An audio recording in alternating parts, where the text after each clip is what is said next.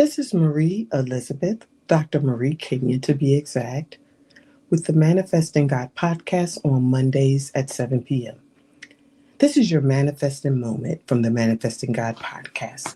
I want to talk to you briefly about corporate power requiring corporate unity. One of the greatest mistakes the leaders make is building connection without building alignment. Acts 1 says they were together in one accord, not just together physically, together spiritually. And before God released power publicly, he established unity privately. Leaders, this matters because you can gather people around vision while still lacking agreement in spirit, culture, and purpose. The upper room teaches us that unity is not everyone being the same. Unity is everyone surrendering to the same mission. The disciples had different personalities, different backgrounds, different experiences, but they shared one pursuit.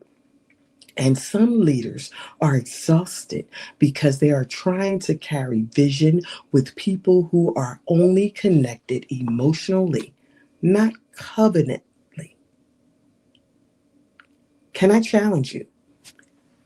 Pay attention to who can endure prayer with you.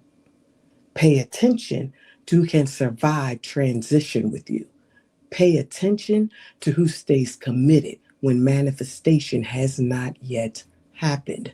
Because when God is preparing to release greater responsibility, he will often expose misalignment before expansion. The disciples learned before Pentecost came, alignment had to come first. And maybe God is not delaying the vision.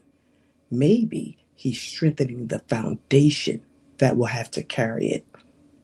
This is Dr. Marie Kenyon with the Manifesting God podcast on Mondays at 7 p.m. Listen in where you get your podcasts.